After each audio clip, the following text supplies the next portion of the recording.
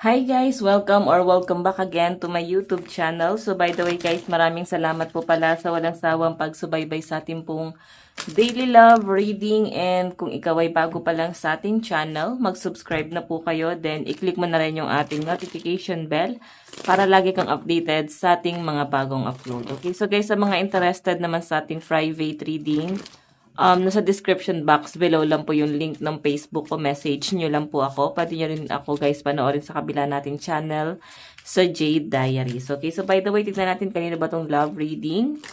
So guys, again, ang reading natin ay general reading lamang. So take what resonate and leave what doesn't. Okay?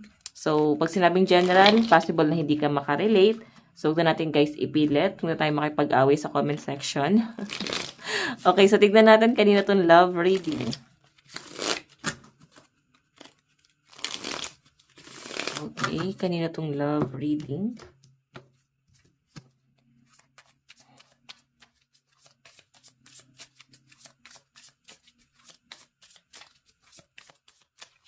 Meron tayong judgment. Ayan. So guys, possible na baka hindi ka tanggap ng magulang or pwedeng ramdam mo na parang against sa'yo yung nasa circle niya, yung parang mga taong malapit sa kanya, parang tingin mo ayaw nila sa'yo or baka may nasasabi silang negative sa'yo, no? So, medyo down yung tingin mo sa sarili mo, maliit ba tingin mo sa sarili mo? Kasi iniisip mo to alam niyo dapat think positive lang kayo, no? Ngayon, kung nararamdaman mo to at parang feeling mo hindi ka komportable doon sa relationship, tanongin mo na lang sarili mo kung deserve mo pa ba. Sabi nga nila, pag mabigat sa kalooban, baka hindi talaga para sa inyo. Huwag niyong ipilit. Okay? So, pag mabigat, pag nahihirapan, huwag niyo na guys ipilit. Mas magandang i-give up na lang kaysa mahirapan kayo ng matagal na panahon. Kasi kahit nasabihin natin na panindigan ka ng taong yan, mas mahirapan ka lang. So, baka may maghalit, kinokontract ko agad. So, by the way, sinasabi ko lang. Tignan natin kanina ba itong reading. Meron tayong 4 of coins.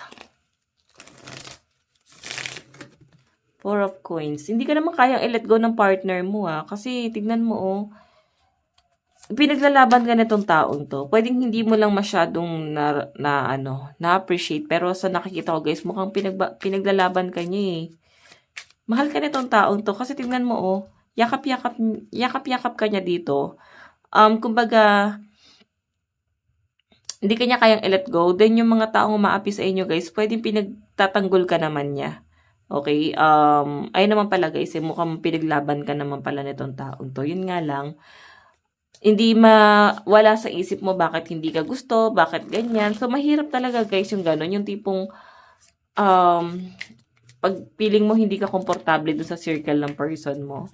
Pero kung ako tatanungin nyo guys, eto na lang hindi naman yung sa circle niya yung pakikisamahan mo kundi yung partner mo mismo. So, kung meron kang dapat kunin yung loob, yung partner mo yun. Okay, ngayon kung sa tingin mo guys, nakatingin ka doon sa circle niya na parang, ay, hindi ako tanggap ng parents ito, hindi ako tanggap ng mga kaibigan ito, or kung sino man. Pero kung tanggap ka naman ng partner mo, anong issue doon? Mahirap kasi yun guys, no? Actually, nagigets ko rin kayo. Mahirap yung ganun. Parang at the first place, hindi kayo gusto. Parang ayaw talaga sa inyo. So, lalo na kung ikaw ay lumaking lumaki kang parang naging people pleaser ka. Ganyan yung mga energy ng people pleaser. So, baka may magalit, no? Totoo lang yun, guys. Kasi kung ang tinitignan mo lang dito is yung relationship ng partner mo, wala ka nang pakialam sa issue ng iba Oo. As long as nakikita mong pinaglalaban ka ng partner mo. Okay? So, by the way, meron tayong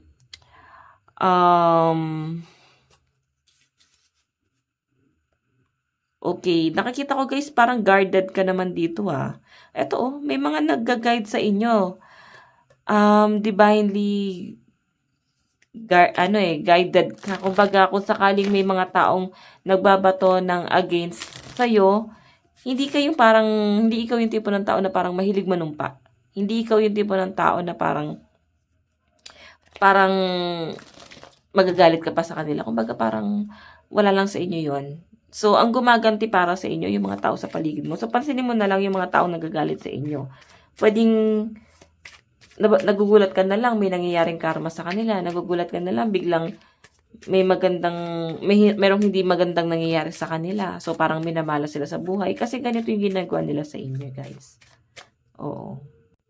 So, ito kasi guys, 4 of Cups. Parang ano to parang pinapaubaya nyo na lang. Parang, bahala na si Lord, bahala na si ano, ganto ganyan. So, hindi ka nagbabato ng any negativity doon sa mga taong against sa'yo. Kaya nga yung mga gabay mo yung bahala Okay? Ayan, sila yung parang gumaganti para sa inyo, guys. So, by the way, tignan pa natin. Kanina tong love reading. Kanina tong love reading.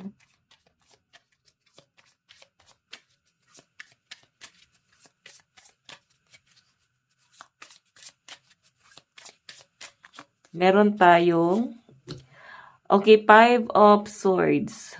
Naku. Nakikita ko rin naman guys na mahal mo yung partner mo at hindi mo siya kayang i-let go. Yun nga lang, may mga scenario na parang masyado kang sensitive, no? Pwede may mga nagagawa siya na parang tingin mo nasasaktan ka niya. Basta medyo sensitive ka dito, yung energy mo dyan. And, ayun na nga guys, parang may mga pinagseselosan ka, pwedeng ex niya or mga malapit sa kanya. So, ayun, medyo may mga masasakit siguro kasi attached pa siya sa ex. Yung attached na yun, guys, pwedeng hindi naman gusto. Pwede nabibigyan lang ng meaning or pwedeng lapitin talaga siya, no? Pwedeng kung lalaki siya, mga barkada niya, pwedeng puro babae.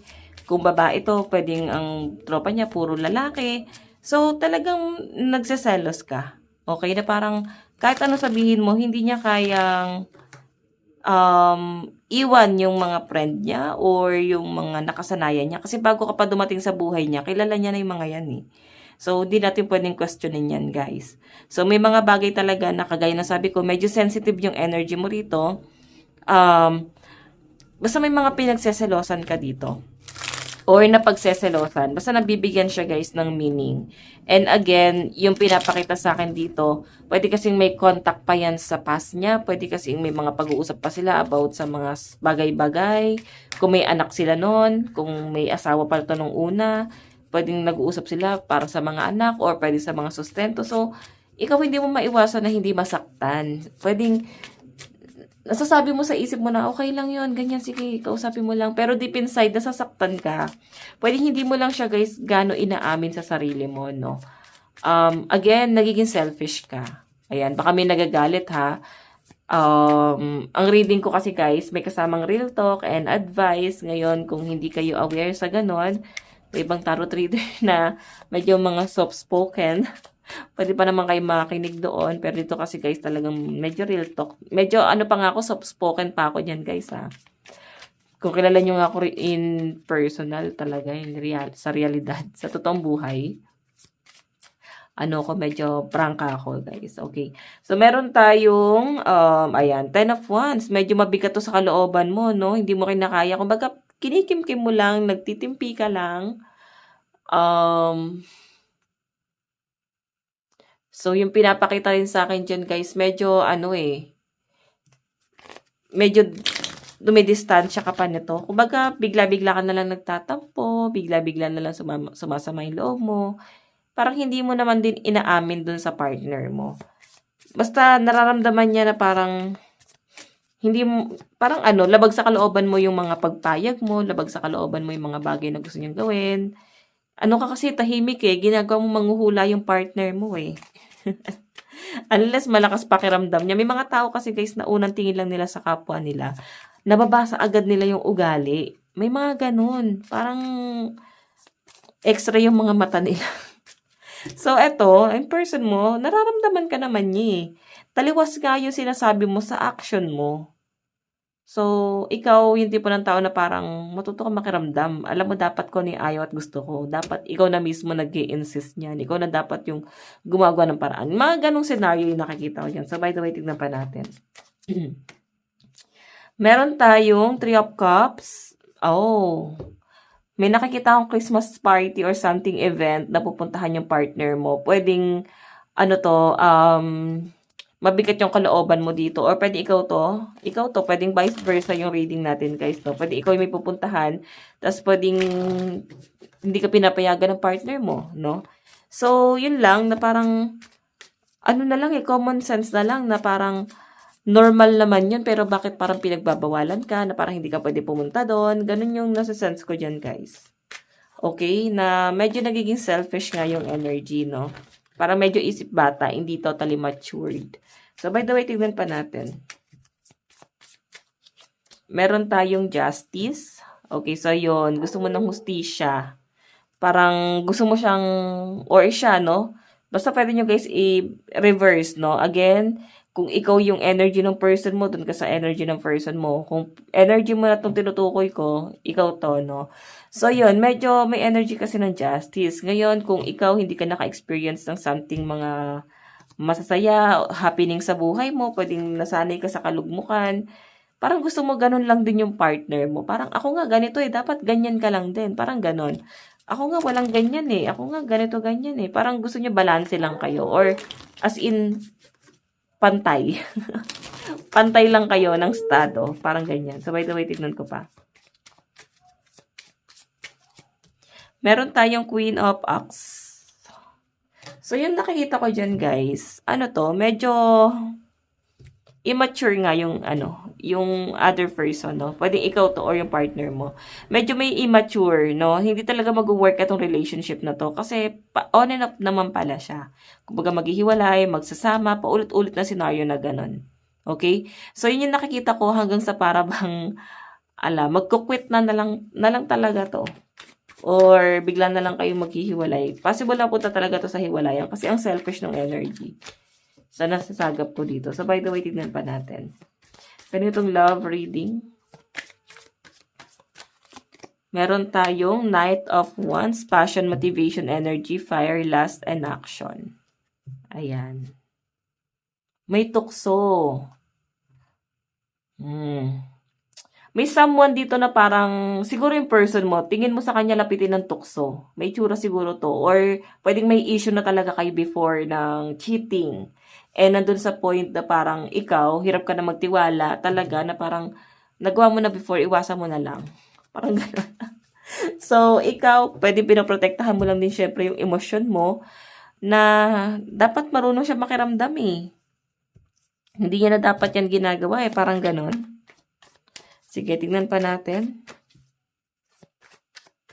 Additional message.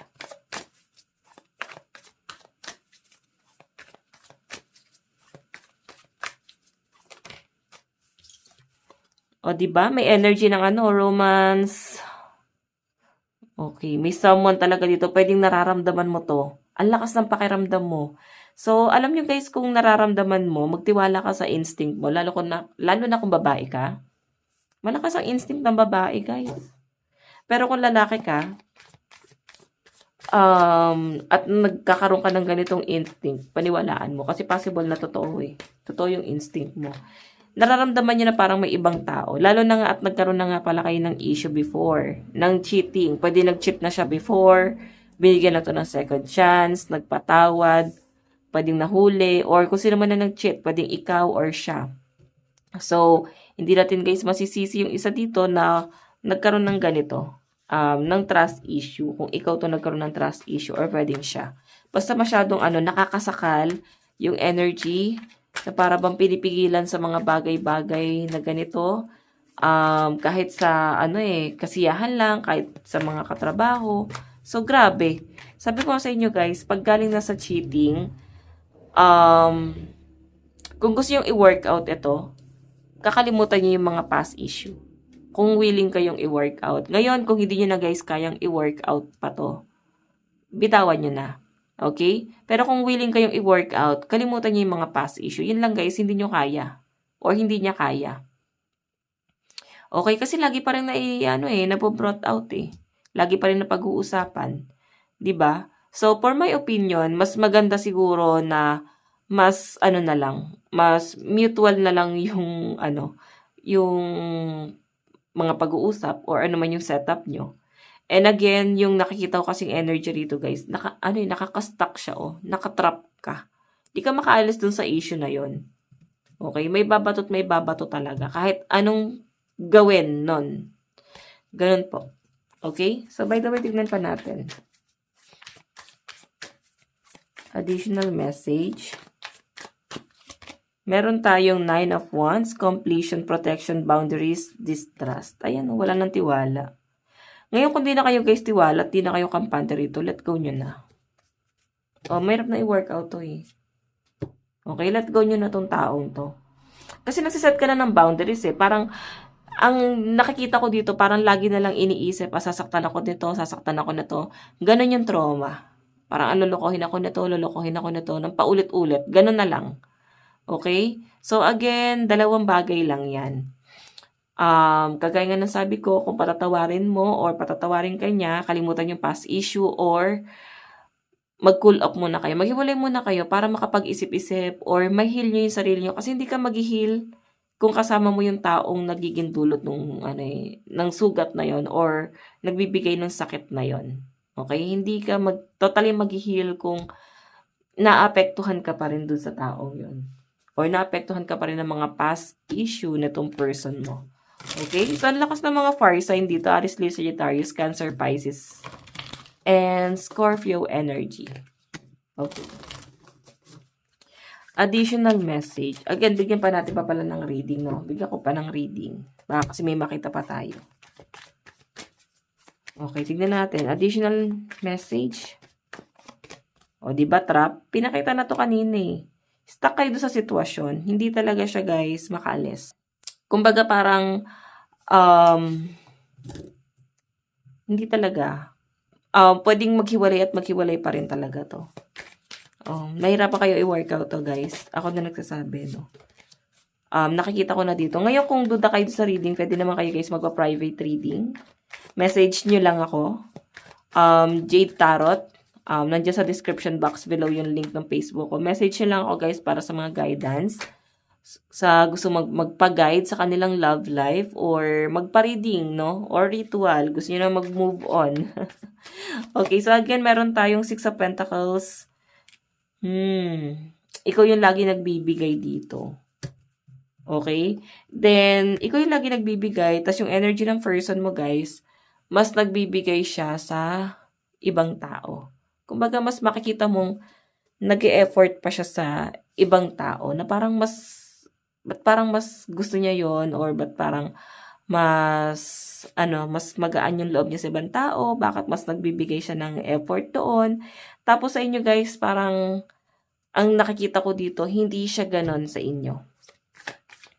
Hindi kanya binibigyan ng halaga. Minsan, pero again, sabi ko naman, mahal ka naman ito. Yun nga lang, guys, hindi ka naman niya sinasakal. Mahal ka niya, pero binibigyan ka pa rin niya ng freedom.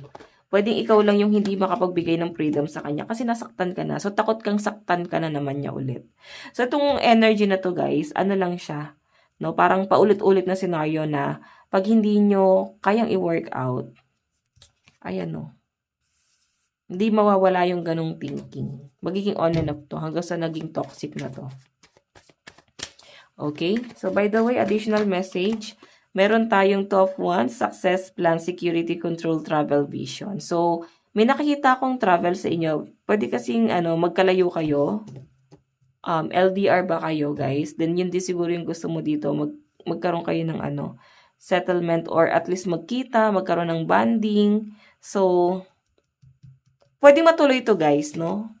Kung may pagkikita kayo dito, kung may plano kayo ng person mo, magdi-date or magkasama kayo sa celebration, saan ba, sa Christmas, kung magkasama kayo or New Year, may nakikita akong travel dito eh. And pinaplano dito ng partner mo. Again, sabi ko nga guys, mahal ka naman ng partner mo. Hindi lang siya guys, controlling, no? Hindi ka lang niya gaano sinasakal kasi binibigyan ka pa rin niya ng freedom. Okay, tingnan natin. Additional message. Oops. Wait lang guys, no? Hindi ko masyadong mabalasa. Dumulas tuloy. Okay. Ayusin ko lang to. Okay. Additional message.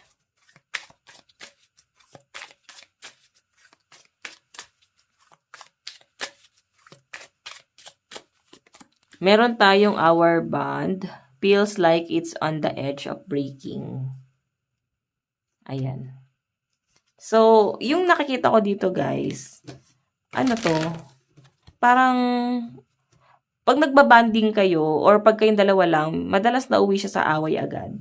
Or mag-uusap lang kayo, biglang mag-aaway na lang. Ganon. So, may mga bagay na parang bigla na lang kayo guys nagiinit or hindi nyo guys na pag-uusapan. Walang settlement na nangyayari. Kasi tignan nyo oh. Okay, lagi kayo nasa conflict. Okay, lagi may problema or madalas na pag-uusapan nyo yung mga problema, kung ano yung conflict nyo. Pwede naman siya guys pag-usapan. Okay, wala namang masama doon. Ano yung masama doon? Yung bihira na lang kayo magkaroon ng bonding. Nag-aaway pa kayo.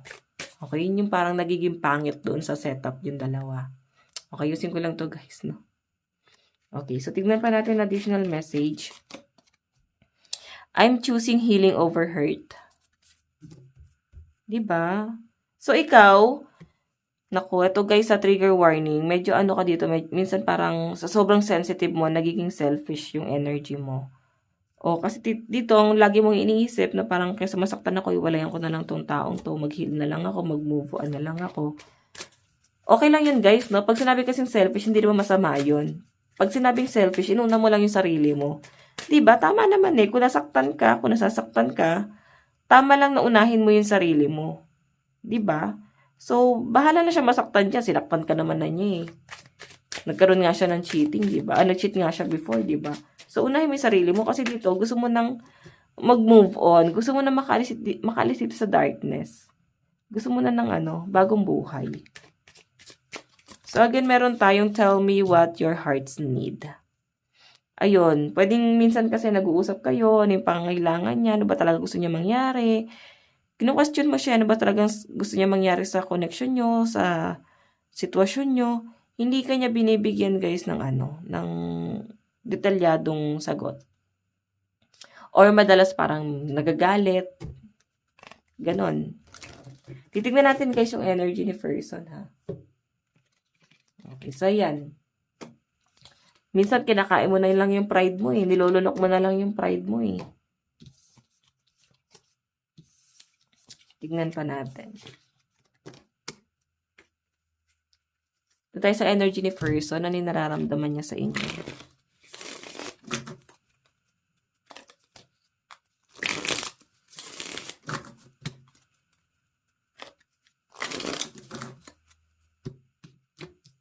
Nararamdaman sa inyo ng person mo.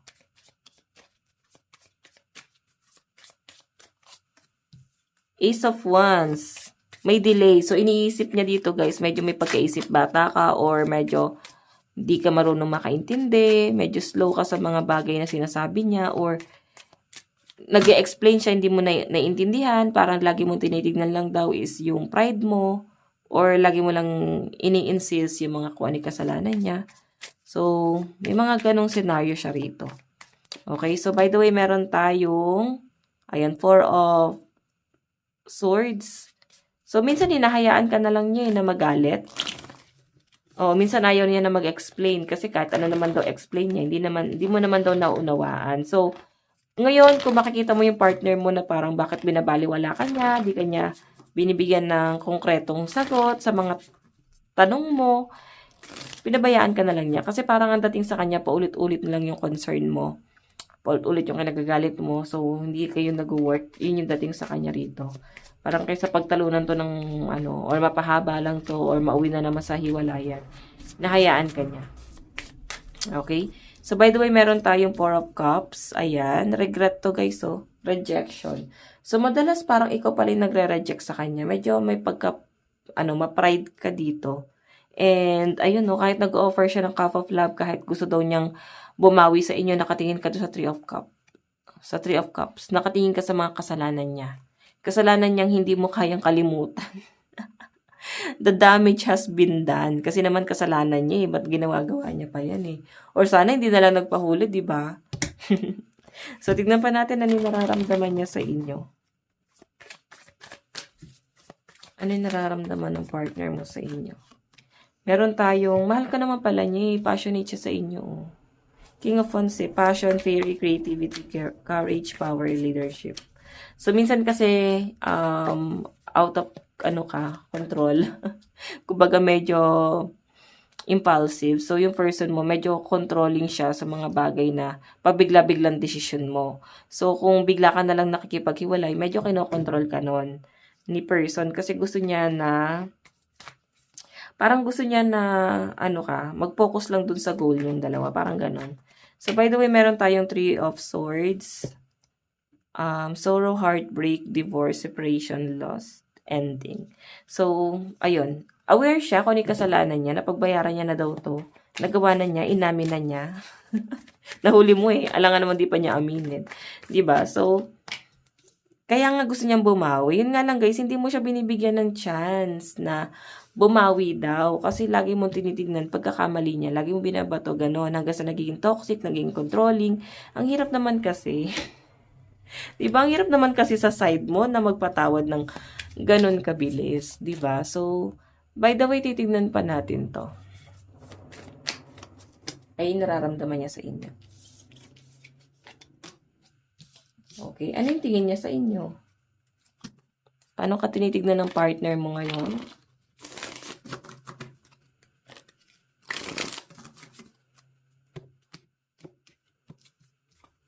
Ano yung tingin niya sa inyo ngayon? Paano kanya tinitingnan? Ano yung mga galaw mo? Paano niya nakabisado yung ugali mo? Or, ayan, Queen of Cups, mapagpatawad ka naman daw. Alam mo yung nagpapatawad ka pero susumbat mo rin daw kalaunan sa kanya yung mga kasalanan niya. Or ibabalik mo rin sa kanya. Kumbaga, lagi kang nakakahanap ng butas para mag-away kayong dalawa. Pero nababaitan siya sa inyo at hindi ka madamot, no? Nakikita ka nga niya na someone na swerte nga daw siya sa inyo eh. Kasi napatawad mo siya eh. Or binigyan mo na siya ng chance na patunayan yung sarili niya. Pero minsan kasi parang hindi rin. Tingnan natin, meron tayong, ayan. Diba? Medyo nagkakaroon ka ng mga insecurity. Tingin niya sa'yo, na-insecure ka, may mga kinukumpara mo yung sarili mo sa ibang tao, na parang buti pa siya ganun, ako ganito. So, hindi na mawawala sa sistema mo yun. Kasi nga naging toxic siya eh. Siya yung unang gumawa nun sa inyo eh. Kung bakit ganito. Ganito kanya binuo. Parang ganyan. So, the beast, toxic to. So, aware siya guys na nagiging toxic na yung relasyon yung dalawa. Tignan natin ano naman yung gagawin niyang plano. Ano yung plano niya pagdating sa connection yung dalawa. No, ano yung gagawin niyang hakbang? Queen of Wands. So, ito guys ay, medyo pinapakiramdaman ka pa niya. Oo. Ayan. Di niya na alam kung paano magpapaliwanag. Di niya alam paano babawi sa inyo. Pero guys, i-appreciate mo yung partner mo ha. Mukhang seryoso. Mukhang sincere naman yung pagbabago. Then, nasa inyo kung pagbibigyan mo siya ng chance na magbago talaga. Tingnan natin. Meron tayong my fantasy. You're my fantasy. I have pictures and videos. Save of you and use them for inspiration about you. Diba? Pinapantasya ka niya. I'm ready to leave a situation or mindset that has not served me and hindered my growth. So, yon sobrang konting-konti na lang, guys. Bibigay na tong partner mo sa sitwasyon yung dalawa. Ngayon, wag mo siyang hayaang manawa. Kasi bibigay to eh. Tignan mo, oh. I'm sorry. I hate how much I've hurt you. I'm so sorry for all the pain I've caused. You didn't deserve any of it. Diba yan, oh? Guys, sincere yung paghingi niya ng tawad. Ngayon, sa nakikita ko dito, kung sakaling hindi mo daw na-appreciate yung pagbawing gagawin niya or ginagawa niya, or kung di mo nakikita, hindi siya mag-aalangan, aalis to. Aalis na lang siya. Or iwan ka na lang niya. Kasi, baka hindi na mag-work eh. So, ano pa yung magiging saysay? No? Message niya sa inyo, I wish you were next to me. So, LDR din pala kayo kung ang hirap i-workout. I cannot right now.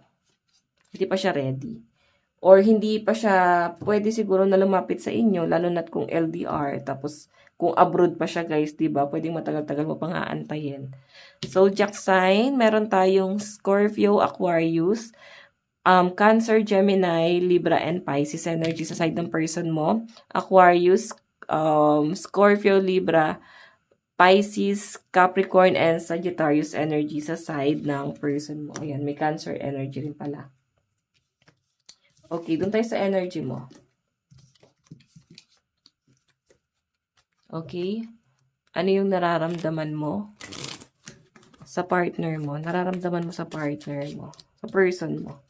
Ay no, nagkakaroon ka ng hesitation. Di mo alam kung mahal mo pa ba? Di mo na rin alam kung bakit ka pa nag-i-stay. Basta alam mo nasasaktan ka. Nagbubulag-bulagan ka na lang pero sobrang hindi mo na kaya. No? Nilalaman ka ng sistema na parang kahit bumabawi siya guys.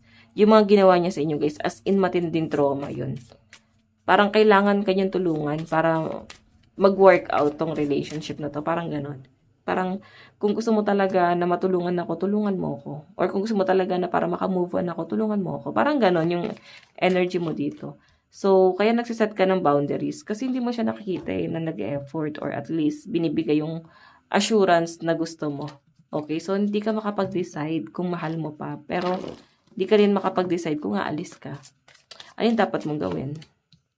Family. Ngayon kami family kayo guys, mag-focus ka doon. Yun na lang yung tignan mo dito.